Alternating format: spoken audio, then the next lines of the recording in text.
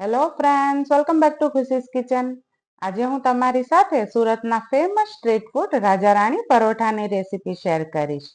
સુરતનું famous food છે એટલે યુનિક તો હશે જ. હા, આ રાજા રાણી પરોઠા જેટલા યુનિક છે એટલા જ સ્વાદિષ્ટ પણ છે. તો રેસીપી સ્કીપ કર્યા વગર પૂરેપૂરી જોજો. અને તમને મારી રેસીપીઓ પસંદ હોય તો મારી ચેનલને સબસ્ક્રાઇબ કરી બાજુમાં આપેલ બેલ આઇકન પર પ્રેસ કરી દેજો, જેથી મારા આવા જ નવા વિડીયોની નોટિફિકેશન સૌથી પહેલા તમને મળે. રાજા રાણી પરોઠા બનાવવા માટે સૌપ્રથમ પરોઠાનો લોટ બાંધી લઈએ. મેં અહીં 2 કપ ઘઉંનો ઝીણો લોટ લીધો છે. તમે 1 કપ મેંદો અને 1 કપ ઘઉંનો લોટ પણ લઈ શકો છો, તેમજ 2 કપ મેંદાનો લોટ પણ લઈ શકો છો. ત્યારબાદ સ્વાદ અનુસાર મીઠું અને 1 ટેબલસ્પૂન રોસ્ટેડ જીરા પાવડર એડ કરી લોટ સાથે બરાબર મિક્સ કરી લઈશું.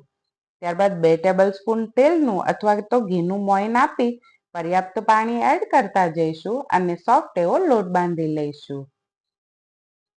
2 કપ લોટમાંથી મીડિયમ સાઇઝના 8 રાજા રાણી પરોઠા બનીને તૈયાર થઈ જશે. તમે આ મેજરમેન્ટથી વધારે કે ઓછા પરોઠા બનાવી લોટનું માપ કાઢી શકો છો.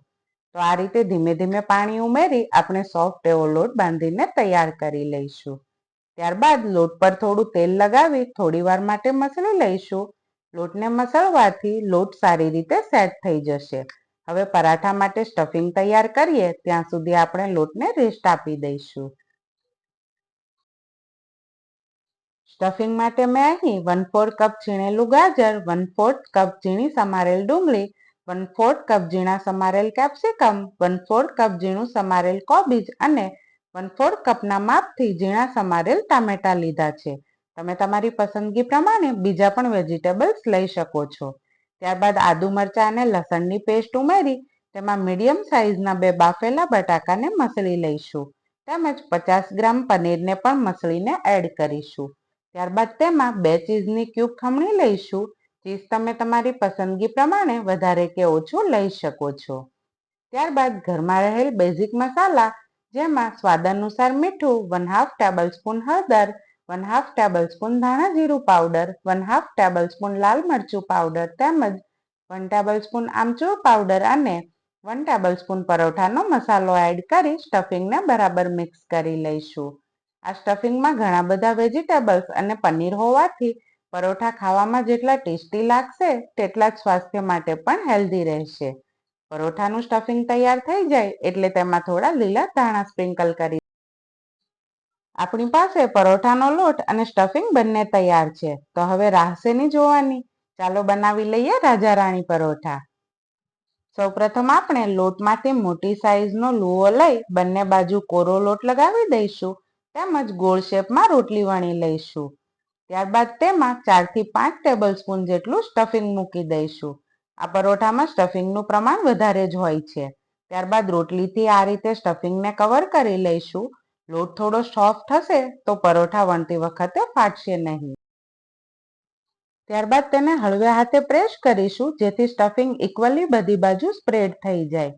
ત્યારબાદ ફરી થોડો લોટ છાંટી વેલણ વડે હળવે હાથે વણી લઈશું, જેથી પરોઠામાં સ્ટફિંગ સરખું સ્પ્રેડ થાય.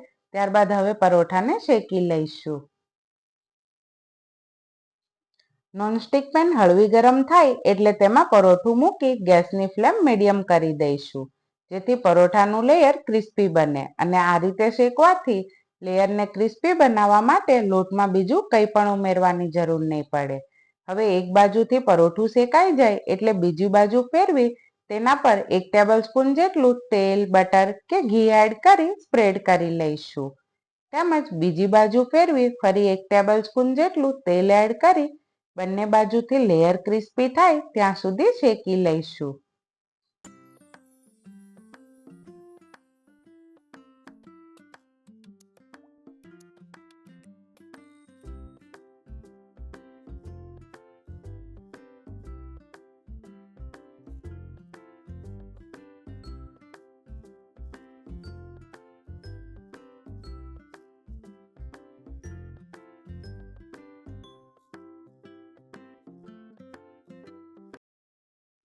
પરોઠું શેકાઈ જાય એટલે તેને એક પ્લેટમાં લઈ લઈશું અને ગેસની ફ્લેમ લો કરી તેમાં 1 ટેબલસ્પૂન જેટલું બટર એડ કરી લઈશું.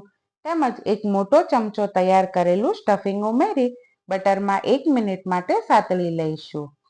ત્યારબાદ સ્ટફિંગમાં 1 ટેબલસ્પૂન જેટલું માયોનીઝ એડ કરી મિક્સ કરી લઈશું અને ગેસની ફ્લેમ બંધ કરી દઈશું. આ સ્ટફિંગનો ઉપયોગ પણ આપણે પરોઠામાં જ કરીશું. મેં પહેલા પણ કહ્યું હતું કે આ પરોઠામાં સ્ટફિંગનું પ્રમાણ વધારે હોવાથી પરોઠા હેલ્ધી રહેશે. હવે પરોઠાને પીઝાની જેમ કટરથી કટ કરી 8 પીસ કરી લઈશું અને તેના પર ગરમ ગરમ સ્ટફિંગ ઇક્વલી સ્પ્રેડ કરી લઈશું. સ્ટફિંગ સ્પ્રેડ થઈ જાય એટલે ફરી ચીઝ ગ્રેટ કરી લઈશું. ચીઝ પણ આખા પરોઠા પર ઇક્વલી જ ગ્રેટ કરીશું.